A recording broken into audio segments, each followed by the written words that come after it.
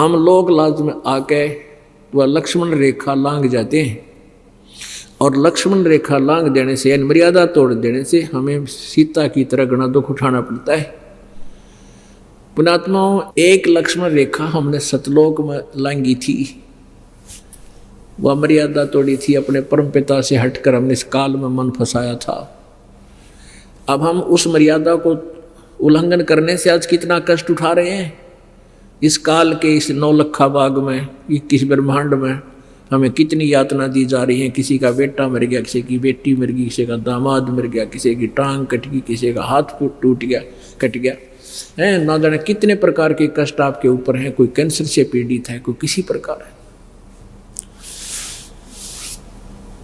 पुण्यात्माओं, हमने फिर वापस अपने भगवान के पास जाना है, पति के पास जाना है।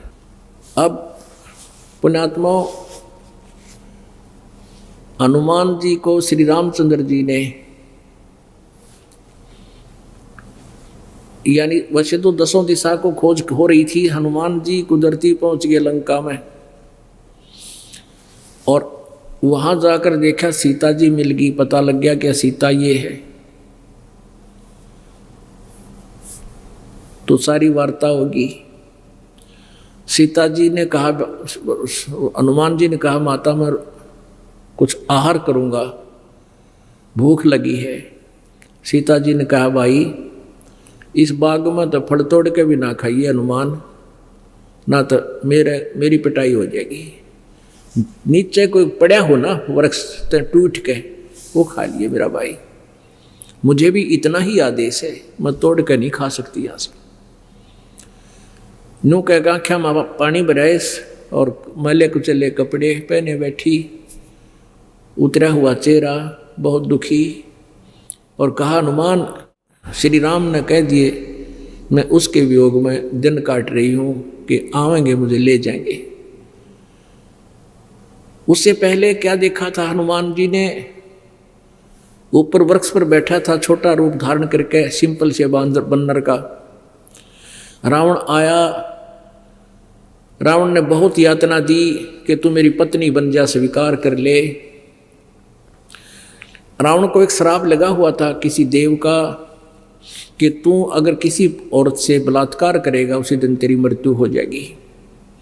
उसकी सहमति से करेगा तो तुझे, वो तो पाप तो था ही लेकिन तू मरेगा नहीं। तो इसलिए सीता को वो सहमत करना चाहता था, लेकिन सीता ने कहा कि रावण ये जान जा सकती है, इसको रामचंद्र के अतिरिक्त कोई छू नहीं सकता इस मेरे शरीर को।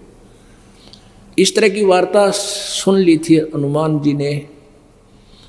फिर रावण चला गया था कि तुझे 1 हफ्ते का समय देता हूँ, सोच ले। वो कह रही थी बेशक कितने हफ्ते का दे, हमने सोच रखे है। तब वो आके उसने कहा माँ, उसको पता लग गया कि तो बहुत तंग किया जा रही है की जा रही। तो माई ने तो ये कहा था भाई तल नीचे धड़का कोई पड़ गया और उसके नीचे फल खा लिए, तोड़ के मत खाना।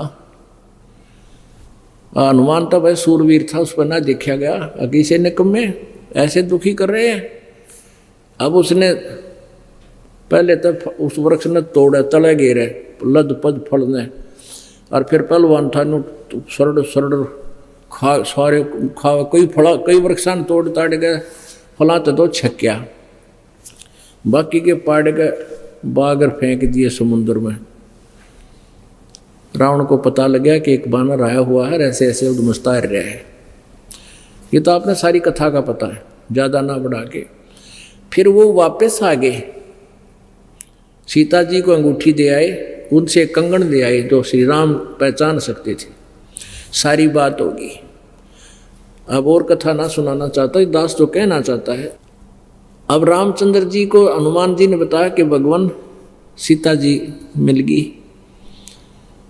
और रावण के 9 लखे बाग में कैद कर रखी है। अब रामचंद्र जी हनुमान जी को अन्य व्यक्तियों से दूर ले गया कि आजा मेरे प्यारे बच्चे को। खुशी तो घनी हुई, वह सीता जी की खोज कराया, सीने से लाया, प्यार किया कि आजा मेरे भक्त, मेरे संत, एक बार इधर आजा, 2 बात पूछूंगा। एकांत में जाकर पूछा, जैसे पुलिस वाले पूछा करें चोरते हैं। कहने लगा भाई अनुमान उड़ते ठीक से सीता अका जी दया है आपकी, भाई रोटी कहाँ खाई। रावण रावण का वहाँ गया होगा ना दरबार में, अक नहीं भगवान वहाँ नहीं गया, सीता लेकर गई होगी इतने वहाँ रावण के दरबार में, वहाँ खाना खा के आया होगा कि नहीं भगवान। माता ने तो ये कहा था कि यहाँ से कोई फल भी तोड़ के नहीं खाना तूने, फल भी तोड़ के खा लिया ना बेटा, मैं भाई मन ना पीटेंगे ये, फिर मेरी पिटाई करेंगे। कोई नीचे पड़ा हो ना टूट के अपने आप वो खा लेना। वह किसके रावण के वहाँ जाओ थी। फिर कहने लगा कि आर श्रृंगार खूब कर रखे होंगे, सुथरे कपड़े पहन रखे होंगे अच्छे बढ़िया। अक नहीं। क्या वो रावण के पास जाती थी? अक नहीं। मैंने अपनी आंखों देखा, सारी वार्ता बताई कि वो तो आपके वियोग में आपके अतिरिक्त किसी को सौंपन में भी नहीं सोचती। अपनात्माओं, यहाँ रामचंद्र जी ये देखना चाहते थे, यदि वो आस्था मेरे में रखती है तो उसने लाऊं, और जय वो रावण से ही संबंधित हो चुकी है, रावण से घुल मिल गई है, फिर क्यों दुनिया मरवाऊं? दुनिया के लाल मरेंगे वहाँ पर, फिर क्यों लाऊं उसको छुटवा के? अगर वो मेरे में 100% आस्था है तो फिर उसको, उस आत्मा को अवश्य उस काल की, उस रावण की जेल से मुक्त कराना पड़ेगा। ऐसा ही हुआ। अब पुण्यात्माओं, हम यहाँ उस काल के लोक में फंस गया के, और अभी तक हम तो अज्ञानता, मालिक को पता है कि हम अज्ञानता से इनको अपना मालिक मान बैठे थे। अब पता लग गया कि ये हमारे स्वामी नहीं हैं, यहाँ हमारा वो पति नहीं है, ये हमारा पति सतलोक में है, और वो हमें तभी ले जाएगा जब हम उसके अंदर सीता की तरह आस्था कर लेंगे। हम पति भर्ता पद से गिरे थे, हम पुनः उसी सतिथि में आ जाएंगे जैसे हम काल में आस्था इतनी कर ली थी इस ज्योति निरंजन में, हम अपने मालिक से भी विमुख हो गए थे, एक नहीं मानी उनकी। इतनी प्रबल इसमें आस्था थी, इतनी ही प्रबल आस्था अब हमारी उस परम पिता में हो जाएगी, तब वो हमें यहाँ से लेकर जाएगा। तब इस रावण के 9 लखे बाग से हमें रावण की कैद से, इस काल की कैद से छुटवाएगा, अन्यथा बात बने को नहीं। तो पुण्यात्माओं, परमात्मा कहते हैं, अभी आपने संतों की वाणी भी सुनी है कि जो पतिव्रता पति तैराती, आन पुरुष नहीं भावे, बसे पीहर में सुरत प्रीतम में, नो कोई ध्यान लगावे। कि हमारी आस्था इस तरह होनी चाहिए अपने परम पिता में, जैसे लड़की का विवाह हो जाता है, फिर वो अपने मायके जाती है, महीने 2 महीने अपने पति के साथ रह के, अब वो अपने घर पे अवश्य रहती है, किसी को पता नहीं वो के मन में रखती है, उसका एक पल भी ध्यान अपने पति से नहीं हटता, वो वहाँ की सारी सीनरी उसके सामने घूमती रहती है। जो पति भरता पति से रहती, आन पुरुष नहीं भावे, पति भरता के मन में दूसरा पति नहीं सुहाया कर, दूसरा पुरुष नहीं सुहावेगा। सुहाने का मतलब ये नहीं है कि वो किसी का आदर सत्कार नहीं करती पति भरता, लेकिन पति रूप में उसके मन में भी नहीं आता ये कि और कोई पति बने, यानी और कोई पुरुष में ऐसी भावना नहीं बनती। यहाँ तो इसी प्रकार कहते हैं, जो पति भरता पति से राती, यानी पति से लीन है, संबंधित है, आसक्त है, और आन पुरुष नहीं भावे।